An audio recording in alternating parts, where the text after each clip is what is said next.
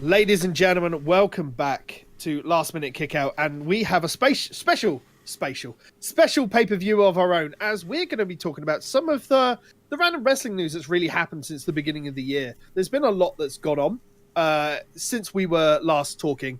One of the biggest bits of news has been AEW and who's going to that. And to discuss that is we have the usual crew, and we have a special guest. Mr. Greg Hahn, how are you doing, sir? I'm good. Thanks for having me. Yeah, brilliant stuff. It's good to have you here, my friend. Another viewpoint is always brilliant to have. And joining me as well as we discuss a couple of bits and pieces are the usual cohorts in Wrestling Crime. One, paragon of DDP Yoga, the man himself, John Turbo Finley. How are you, my friend? Yes, I'm doing all right. Brilliant stuff. And one, Kevin, the Kevin Eva.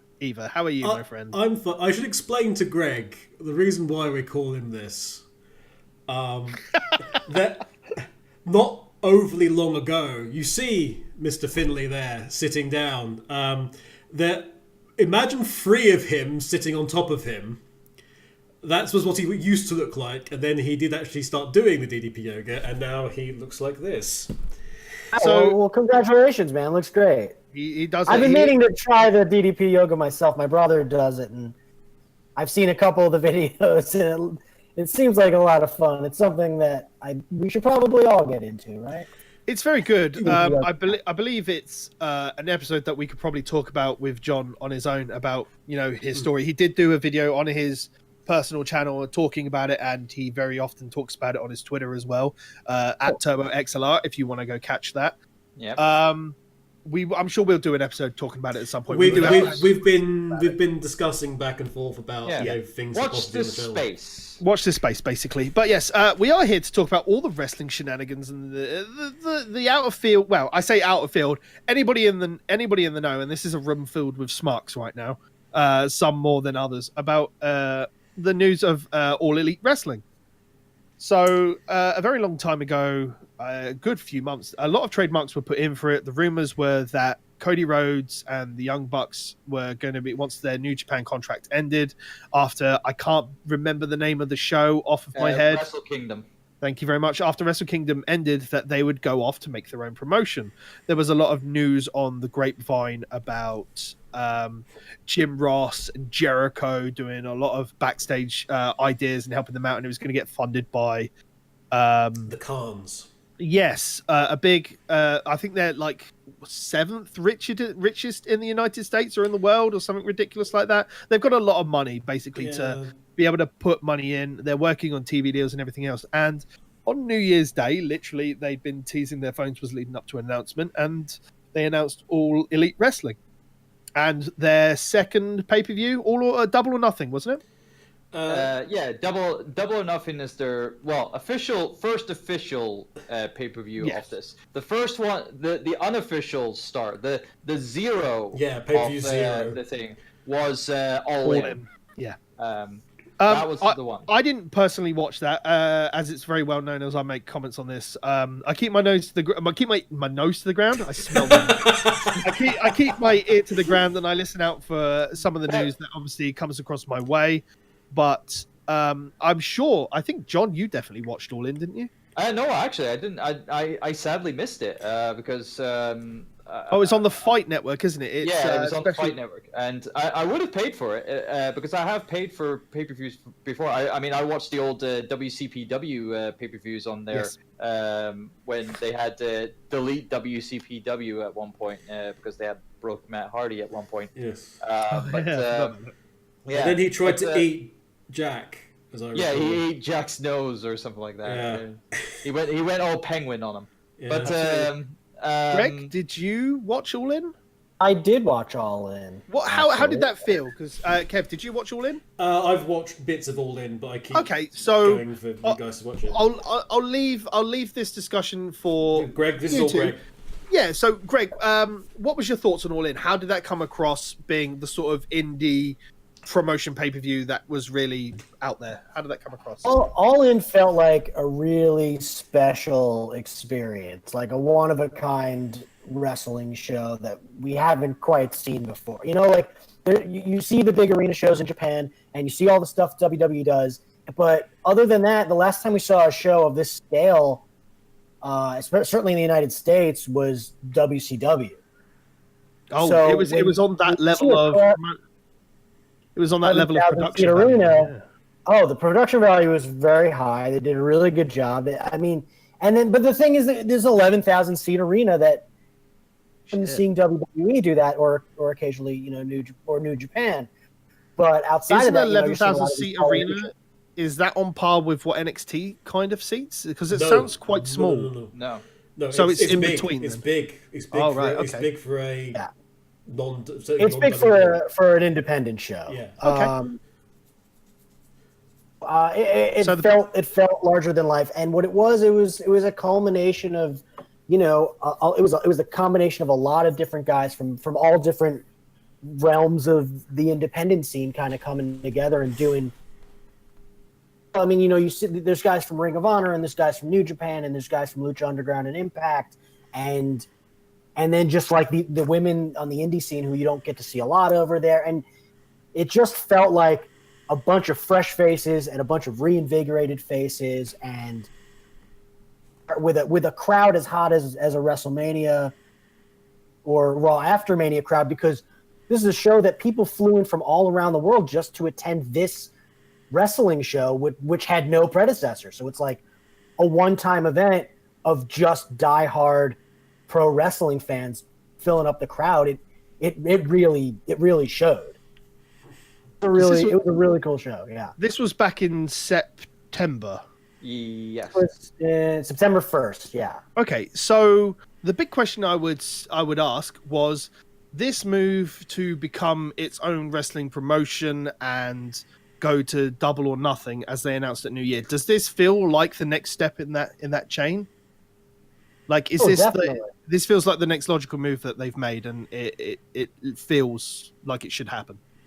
I feel like they actually have a really smart strategy in that, a lot of the other companies like TNA and even Lucha Underground, which I'm a big fan of, they tend to go, let's have a TV show. Let's start with that. And that just all Elite Wrestling is not doing that. They're not taking that angle. They're going like, we're not ready to start with it. We're not just going to launch a TV show. Nobody's going to be that interested. I mean, there's going to be some hype, but let's do a big event. Let's tell everyone who we are, and then we'll get into the TV space.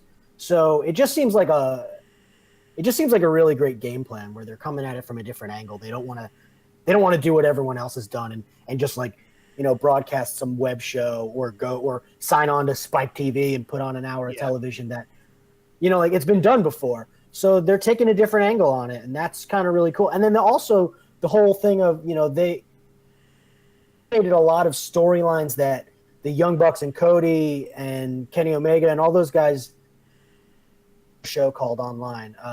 Being the Elite. Being the Elite. So like that stuff, or if you were following that stuff, there were on All In, there was the culmination of all those storylines. They paid off a lot of stuff that they were building on their own. So I don't know, they've demonstrated that they really know how to tell a story and build something and create hype and build excitement around the wrestling fan base, which is really larger than ever right now, right? Because the internet's just giving us the opportunity. The internet has definitely blown up in the terms of not just indie wrestling, I want to say, but definitely in the realms of allowing, especially with how internet streaming and that has definitely progressed. It allows you, a person of any nation, to really watch international wrestling on a really interesting scale, because it's not something we had back in 2000s. It was, I mean, especially over in the UK, like before all the deals changed and everything else, we had the WWE pay-per-view once a month on Channel 4. If you had network cable in the UK, you could watch WCW on TNT, like after Cartoon Network finished. That was entertaining. Kids Channel during the day, TNT at night.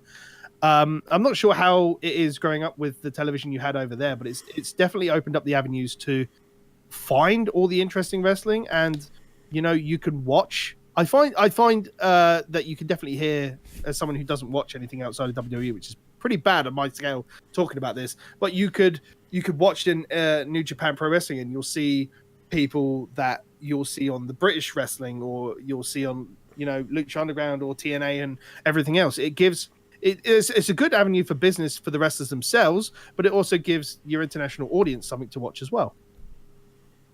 Absolutely. I mean, it's just great that we all have access to so much more wrestling now. WWE is not the only game in town anymore. Absolutely. And sure, and I think here's another thing about All Elite Wrestling. A lot of people are already kind of they're not going to compete with WWE on that scale. Maybe they could pay some guys, but they're never going to. I mean, I don't want to say never, but they're not going to be in a position to be WCW to WWE's. Yeah, just going to be a great alternative, and maybe one that's going to reach more eyes than some of the others do. They've got our ears perked up, because as wrestling fans, you got to be excited that something like this, and then they're signing on. You're probably going to get into who they've signed on for this project, but there's some exciting names, so it's a real exciting prospect, I think, for wrestling fans. Kev? They've come out of the gates and sort of set out where they stand quite well, that they're not going to have writers. At least at this time, certainly. They've come out and said that, everybody's of equal value, men and women. There's going to be equality on the pay scale. If you're X on the card or what have you, it's all going to be, you're paid the same effectively for that, minus any guarantees or what have you. But yeah, they want to make a statement and build off of that. They have built up their own little niche with the likes of Being the Elite, and their work in New Japan and Ring of Honor as well. And with those companies, with the two companies that arguably 2 and 3 in the US, that being Ring of Honor and Impact, kind of struggling, it's going to be interesting to see how they fit into things.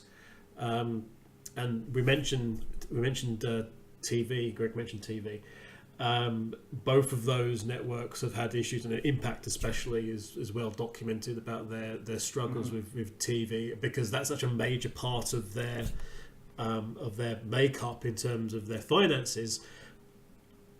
By eliminating that and saying, "Hey, we're not going to concern ourselves with that necessarily, but if it happens, it happened," is going to be interesting. It's going to be guaranteed work. It's going to be a great showcase for people, and they have such a loyalty amongst their fans. Yes.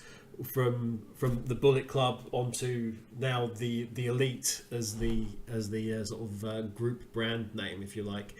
They've got such organic loyalty there, which is something that I don't think any of the top 3 can really claim anymore. I don't think WWE's really had that organic fan base for some time. Impact hasn't had it. Ring of Honor has, but it's kind of sort of waned. I think going into it, when Ring of Honor was the indie darling before everything became relatively mainstream, I'd say that their following was very organic. The problem with liking something like wrestling is it's a very testosterone-based drama show at its core. It's but so popular for men, as I've always it's the EastEnders for the UK crowd. I'm sure that there's a particular drama show you could relate it to for the US audience as well, Greg. But because it's such a testosterone-fueled environment, it also brings a testosterone-fueled fan base, unfortunately. And that's nothing against the female clientele and the female watchers of the program as well, but unfortunately, it's there for the very longest time when Ring of Honor was considered the indie darling. It was like if you watched just WWE and you wanted to try and get into Ring of Honor and that sort of thing, then you were always kind of pushed out by the negativity that followed, and it's just like, oh, you only watch this non-organic built rubbish, and you don't try the this stuff over here. The same thing you get with fruit and vegetables and everything else that exists in that sort of environment. But now, where it's so much better, it's so much different and spread out, it's a little bit better. You do get the odd people that go and turn around, and in terms of organic, you could argue that WWE has the most organic built base because you've got all the generations that follow it, and especially for us that grew up with it.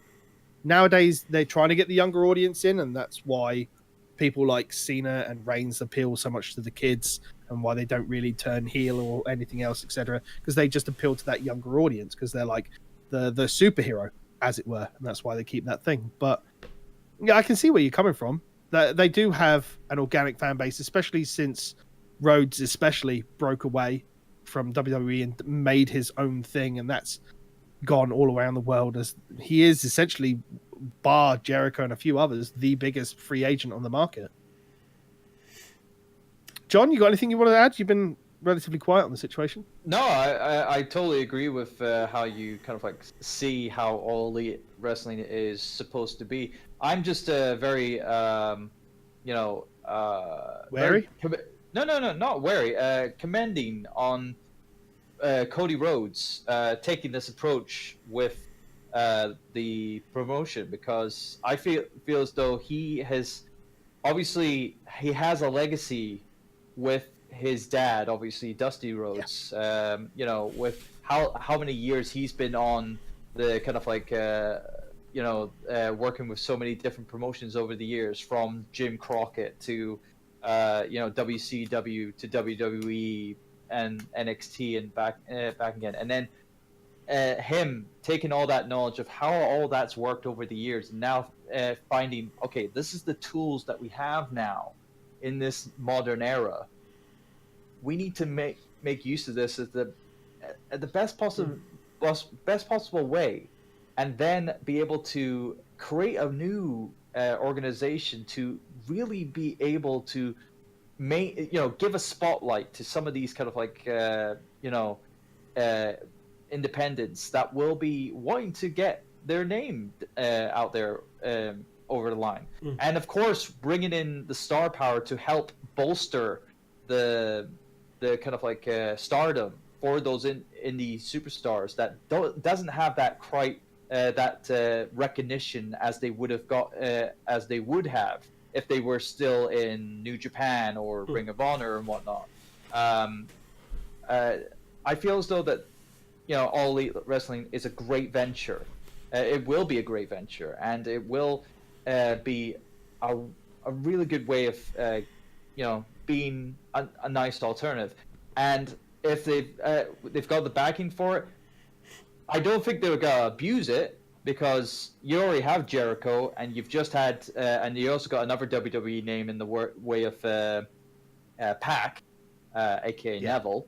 I think a big part of the roster, and we'll get onto who they've already signed right now, but a big crux of what I did want to talk about is how WWE is almost, I think frightened might be the wrong word, but considering like who they've got in the market. I mean, and I know Greg kind of touched on Impact and Ring of Honor, as you did as well, Kev, but they've not been worried about their WWE's talent leaving them and going to these other organizations and making a name for themselves.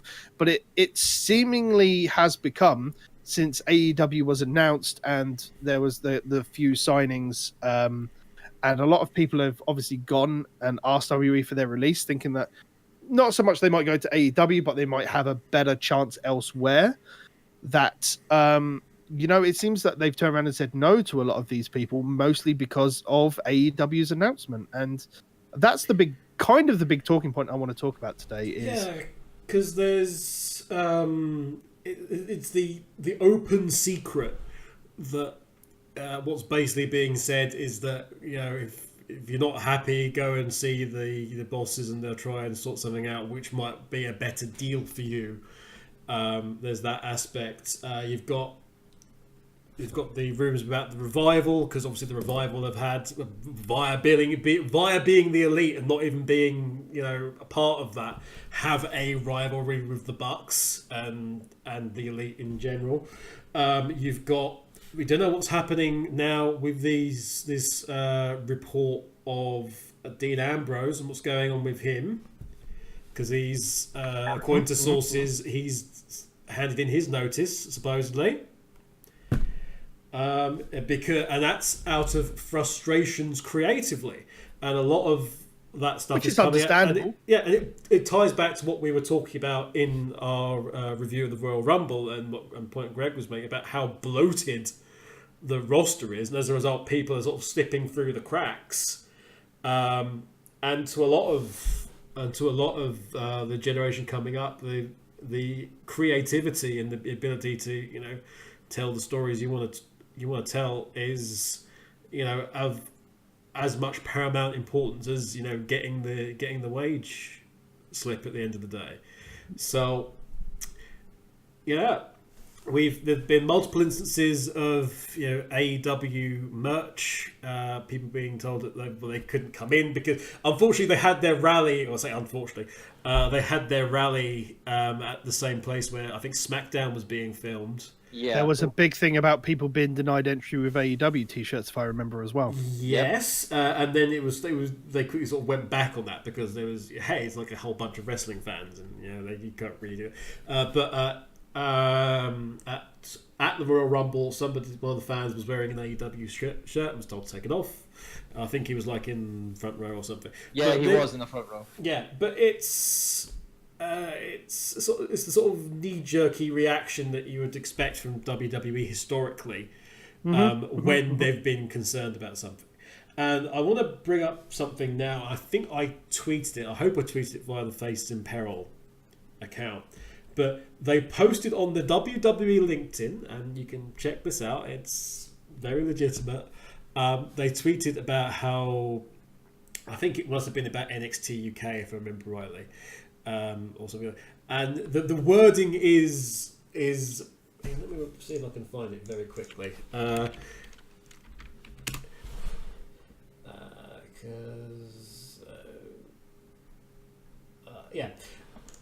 Here we go. It was Triple H revealing the UK Performance Centre, and the WWE wrote this on their official LinkedIn. WWE continues its mission to take full control of global pro wrestling. That was it. I remember that. Yeah. And it just like, and I think my actual response was, yeah, we know that, but we didn't really expect you to say it. Because a big part of that is NXT UK seems to be until they get a main European building, that most of the European talent will be going to the UK branch, won't they? Yeah, they're going to end. The UK is going to be associated. They'll eventually look at Germany because of Germany historically. At Germany, they want to do one in China. They want to do China and Australia, and they want to do Japan. They want to force their way into Japan. That'll be interesting. Yeah. Willing to bet they'll also do. India is another one because they're already working there and doing stuff. But Sonjay Dutt's just left Impact along with Abyss, and there's talk that Sonjay Dutt may be involved in the Performance Centre with in India with the Indian wrestlers there, which would actually make sense because he's at that point in his career. Where he could be an excellent trainer, so that might well be something that goes forward. So they're trying to do this, and all of a sudden we've got this absolute master plan that, like I say, everyone's been aware of for a very long time. Yeah, it didn't need to really be, put on the nose. It didn't really need to be quite as like that from. Yeah, they just accidentally flipped that switch for the neon light. Quick, pull the curtain back on what we were saying. But now you've got for the first time, you've got somebody who's got that big online presence. So you know how WWE are absolutely obsessed with their online presence nowadays, and how they're trending, and the reach of everything and everyone. they've got someone that can actually move in and can maybe not operate on the same level, but operate on a level enough that the internet savvy wrestling fan, and that's a lot of them nowadays, can be aware and is aware of this other product that is coming along. And for all the people who are, jaded with WWE products, and they're doing a lot in order to try and combat the historically low ratings that they've had in recent months. It's going to be interesting to see what they do with regards to this going forward.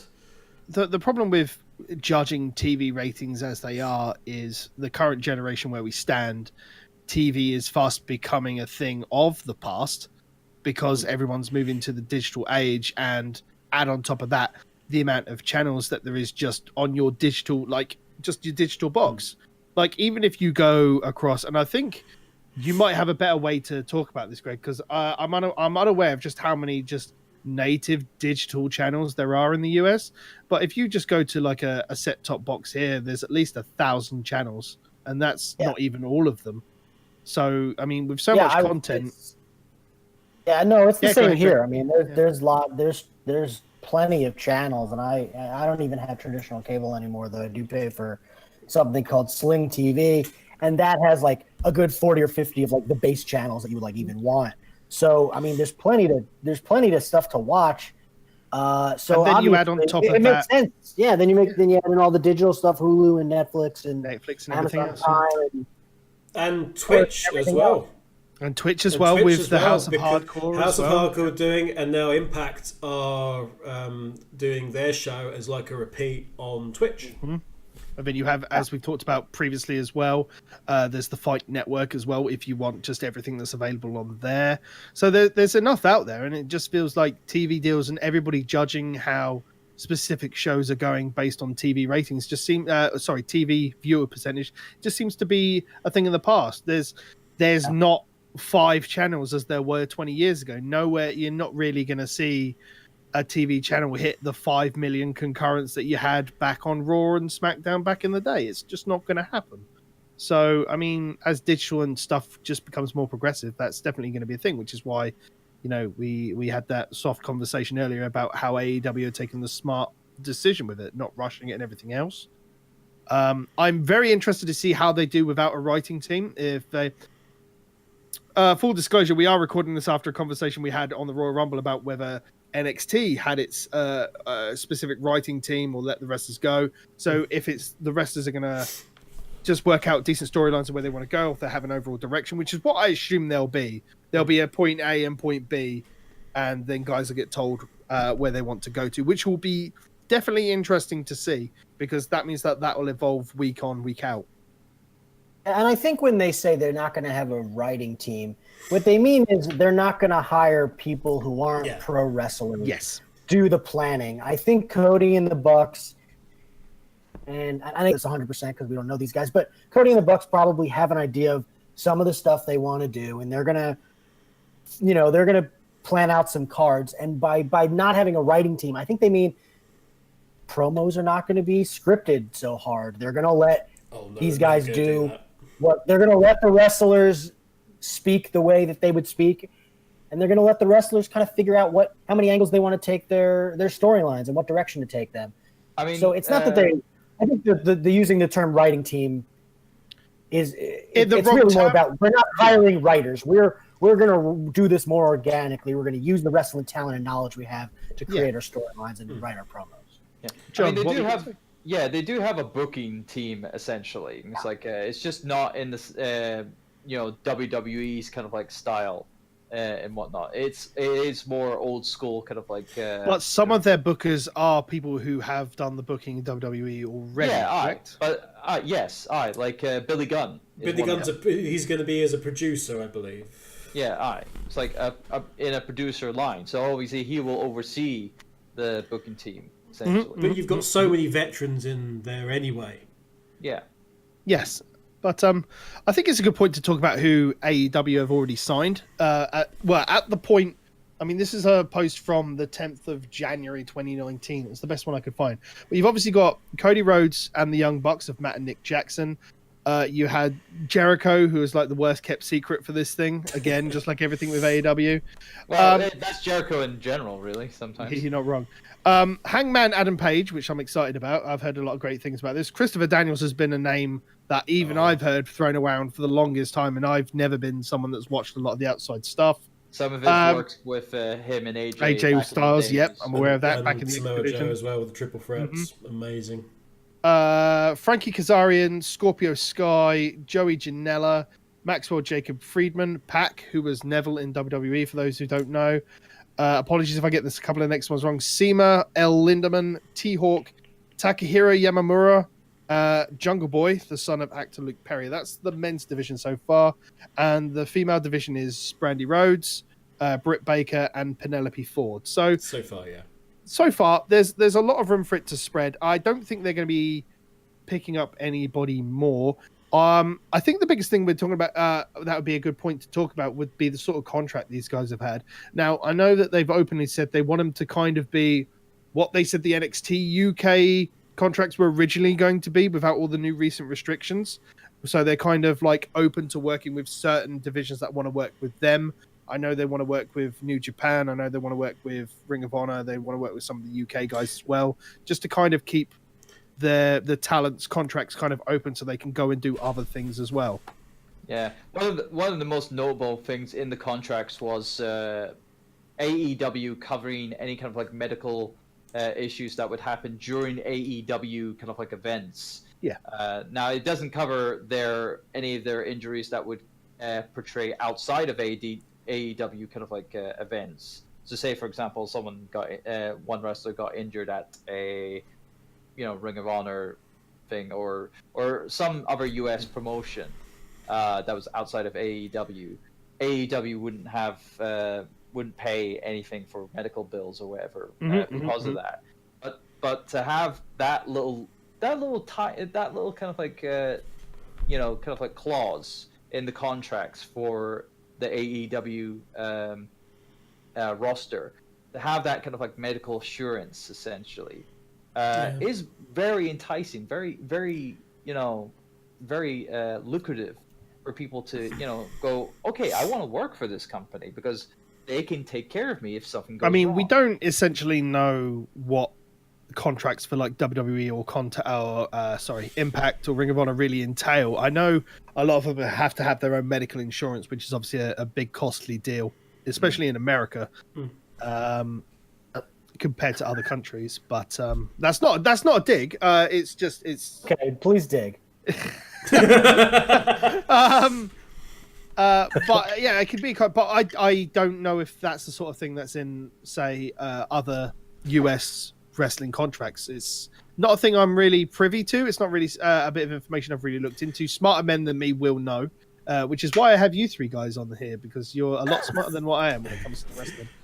Yeah, but they've Cody's mentioned the wellness policy, and they're looking at what could possibly be done from their side, sort of moving forward as AEW grows, which is is great that that's in on the ground floor, as it's the health and welfare of the boys and girls who get in the ring is still paramount, which is great.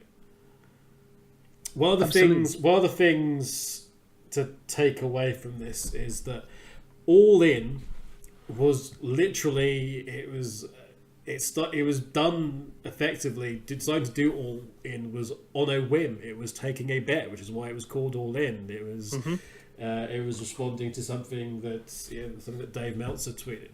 And moving forward, it's been great to see with Matt and Nick Jackson and Cody Rhodes and the guys that got around them, how seriously this is being taken.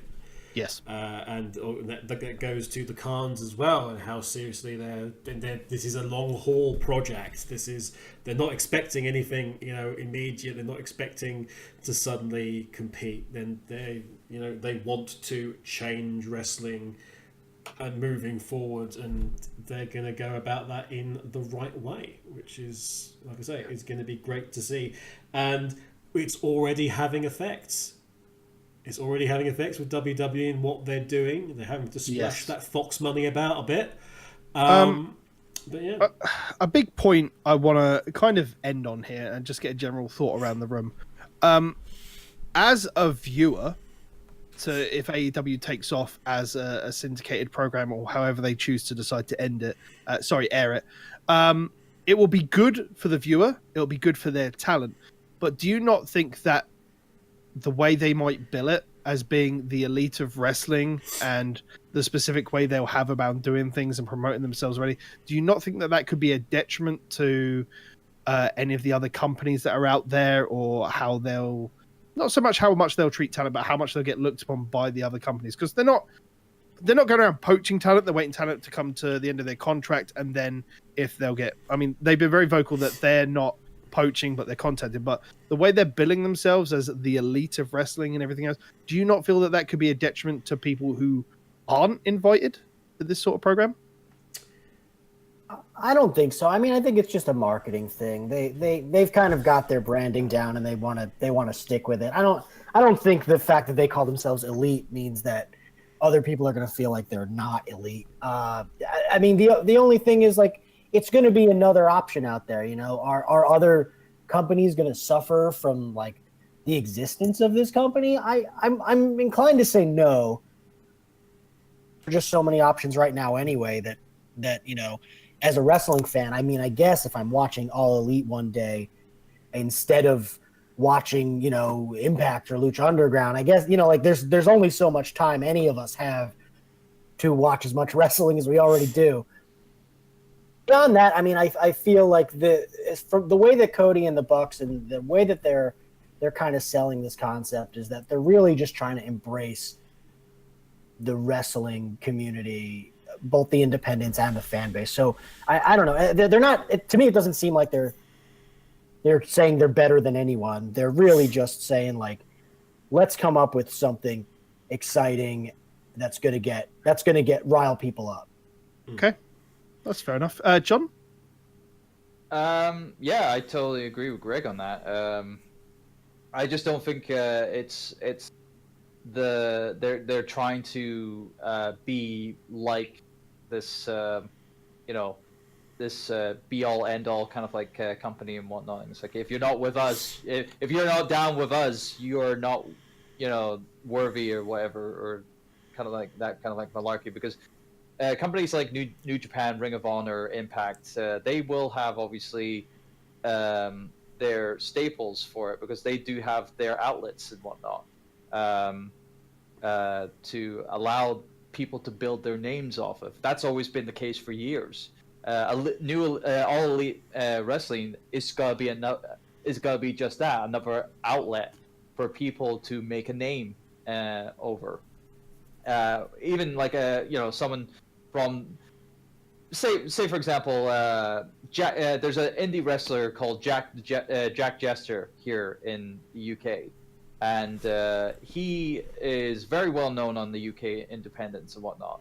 But he could either easily make himself more noteworthy by going to any of these promotions, and you know, it would actually work no matter where he starts. And AEW would be another great outlet for him to start and make a name for himself, even though he hasn't been you know, given that outlet before, you know, either in the UK independents or worldwide.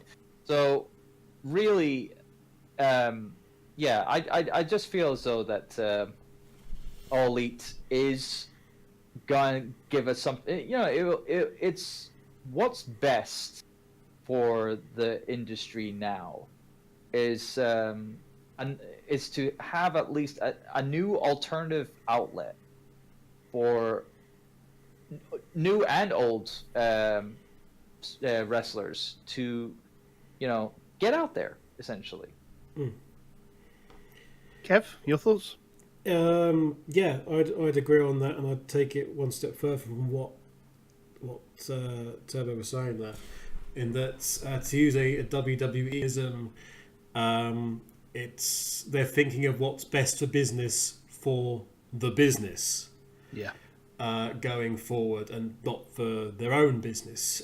With regard to whether or not the AEW name is saying, these guys are the best, I'd tweak that a little bit. I'd say that they are saying that these guys have talent. They are very specifically, cherry picking people who they think deserve the platform. They've also said that wins and losses are going to matter like never before. So that's going to be interesting. But that means everyone's going to always have something going on because of where they stand. They're not picking somebody just to fill a slot. They're picking people because they want them to be there, and they think they can help with that. And we've already had various members of the elite showing up at numerous grassroots level wrestling events around the US and Canada. One of the announcements from the initial rally was that they teamed up with China's OWE promotion, which is like the big Chinese promotion. So, and they're going to have people coming in from that. There's going to be a sharing of talent there. So it's all going to be helping the wrestlers make their mark without having to rely upon the WWE machine.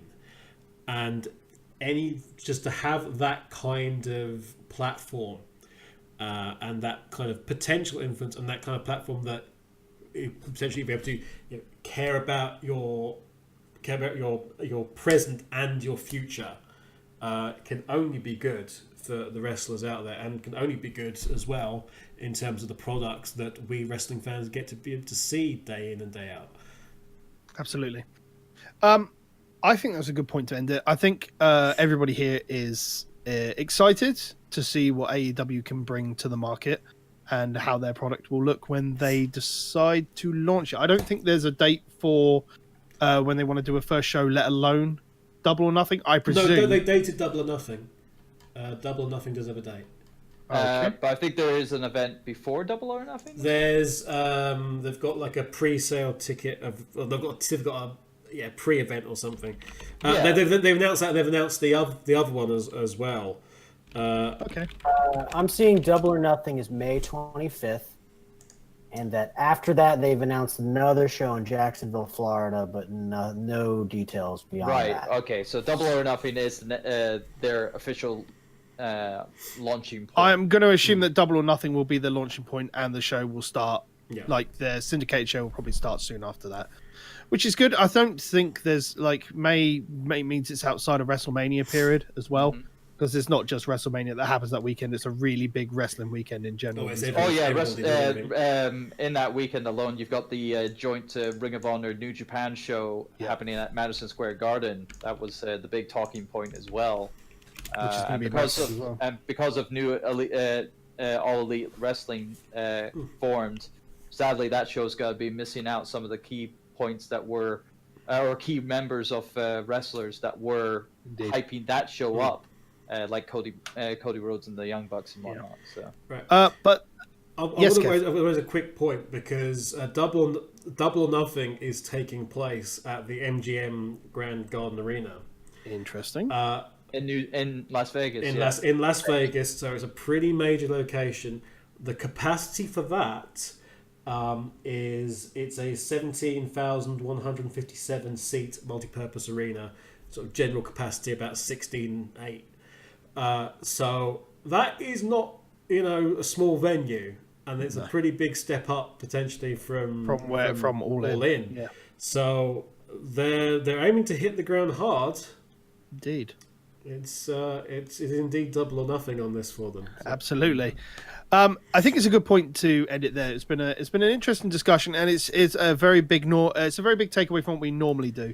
It's something that I'd like to start doing, which is raising more talking points and just having a general chat about state of wrestling and like bits of things that pop up. So if you did like this, please get in touch with us talk to us on the Twitters at Faces in Peril. talk to us in the YouTube comments below if you're watching on the YouTubes. Otherwise, you can get in touch with us on the socials. Mr. Greg Hahn, would you like to tell people where they can get in contact with you on the social medias? Sure. Follow me on Twitter at It's Greg Hahn, or if you like toys and action figures from the 80s and 90s, follow me on Instagram at It's Greg's Toys. And I'll plug this again if you guys haven't seen Sonic Boom, or if you haven't want to watch it again. Here in the United States, it's streaming on Hulu, all 104 episodes. So check it out. I hear it's great. Yeah, same. I've heard very good things. Thanks, Kev. Kev, I know a guy who does another show, and he tells me it's brilliant.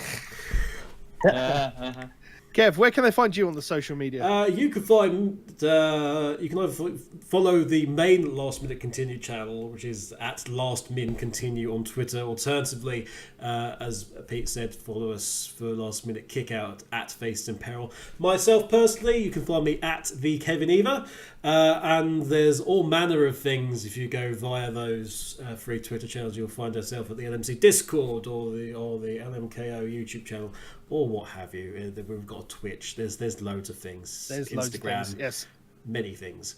Mr. John Finley, where can they find you on the social media, my friend? Of course, you can easily find me on Twitter at TurboXLR, as well as finding me on the Twitch channel, twitch.tv/TurboDrive Live, where you can see me every Wednesday, Friday, and Saturday. And as always, you can find me on at Titans Creed on the Twitters. You can find me on Twitch, on twitch.tv/Project Phoenix Productions, where I do the occasional game streaming with a weekly syndicated show myself coming on a Sunday. Ooh, interesting indeed. Thank you once again to our guest, Mr. Greg Hahn. It's been an absolute pleasure having you with us on this discussion. Thanks for having me, guys. This has been a lot of fun. No worries. Brilliant to have you, and hopefully we'll see you around. As always, from myself, Pete Titans Creed Nevercoat, Mr. Kevin, the Kevin Eva, and Mr. John Turbo Finley as well. We'll see you for the next show. Until then, ladies and gentlemen, we'll see you next time.